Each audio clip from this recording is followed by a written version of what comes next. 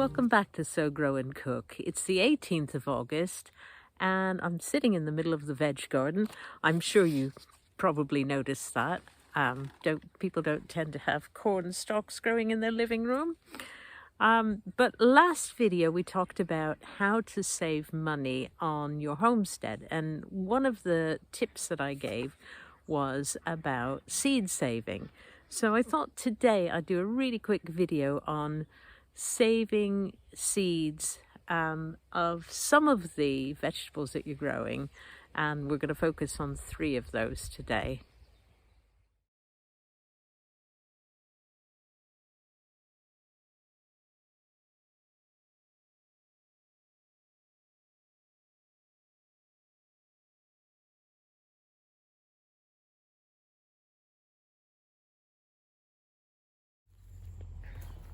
I grow quite a lot of lettuce all summer long, and in the early part of the summer we have quite a few salads, but we had a very hot spell here in the UK and quite a lot of the lettuce has bolted. So this red rhodon lettuce plant has shot up and is going to be blossoming soon, and I think I'd like to save the seeds because it's a really beautiful, striking color and the leaves taste absolutely delicious. But I have to wait yet for them to blossom and go through a few stages before we can save any of the seeds.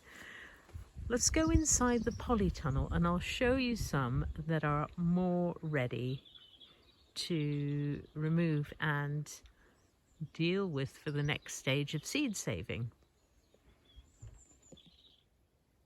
Okay, so we're inside the polytunnel now, and I've got several lettuce plants.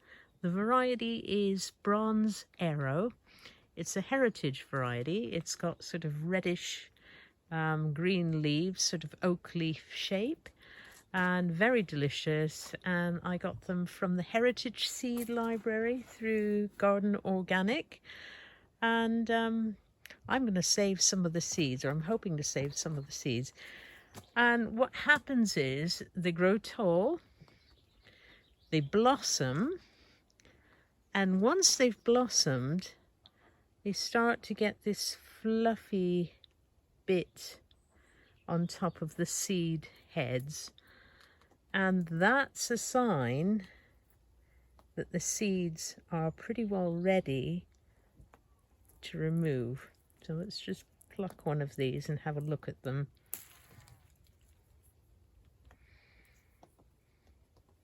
If you look carefully, those little black bits here are lettuce seeds.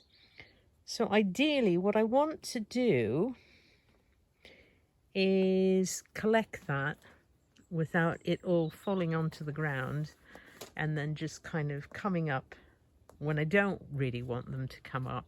Although if a few self-seed next year, that's not the end of the world. In fact, I quite like having some volunteer plants, but I'd also like to deliberately plant things.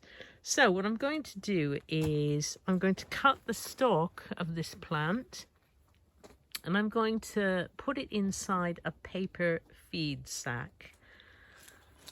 And when they're properly dried out, everything's dried out, the seeds will drop into the feed sack, and then I can tip those out onto a tray and sort them and put them in envelopes.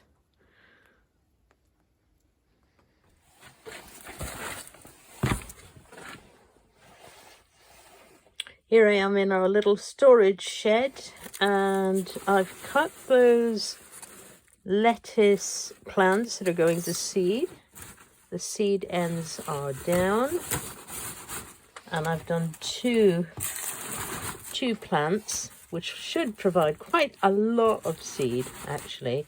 Now I've put them in a paper feed sack, and in a week or two I'm going to check and see how many seeds have actually dropped out. But I mean, we can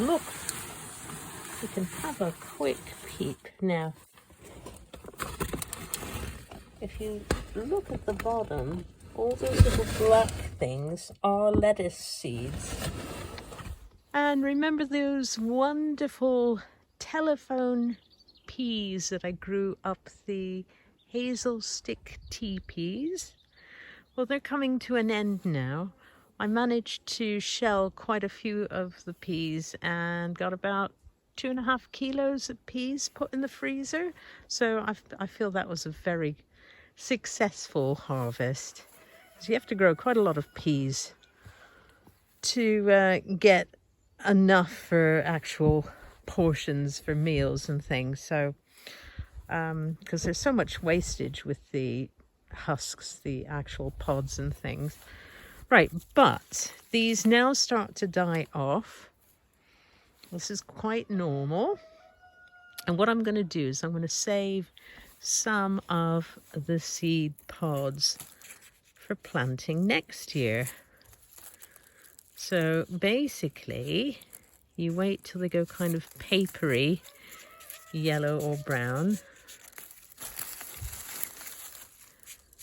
before you pick them. But because we're getting a little bit of rain, I'm just gonna pick them anyway and put them on a tray to dry a bit further. So I'll pick some, and you don't need 1,000,000 pods to have enough seeds for planting, but try and choose the ones that look the biggest and the best without too many blemishes on the actual husks or pods. So here we are with some of the pea pods that I've picked, and I've just put a bit of kitchen roll onto a baking tray, and I'm just splitting these open. Very simple. Some of the peas look slightly bigger than the others, and that's possibly because they're less dry. The more dry they are, the smaller they tend to be. And some of the bigger ones are probably just holding a bit more moisture, but that doesn't really matter. If I keep them on this kitchen roll in the tray in a warm, dry room, they'll continue to dry out for another week or two. And when they're quite hard and you can't see your fingernail dent the pea, then they're ready to store into little paper envelopes.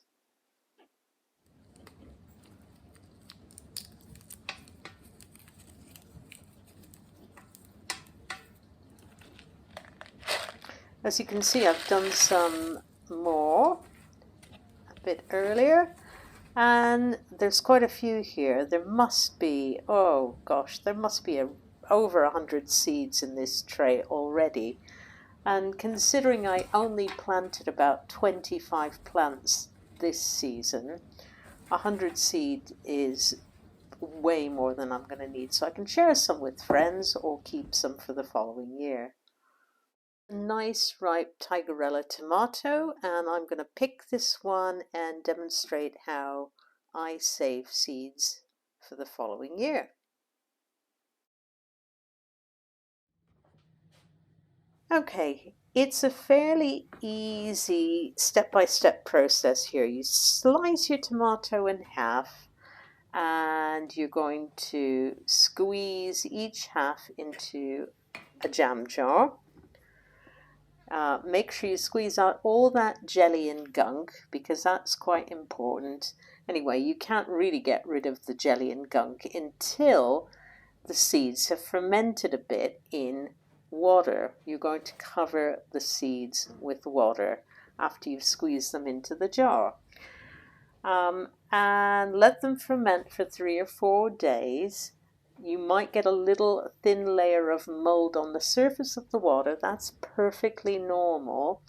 And then basically you're going to rinse them under the tap, but you're going to put the seeds in a very fine mesh sieve And once you've cleaned all your seeds off, dry them on a pottery plate. So no paper, just put it on a regular plate. And when they're dry, you can then store them in an envelope. And you'll have so many seeds, you'll be able to grow tons of plants. And once again, thank you for watching Sow, Grow and Cook. See you next time.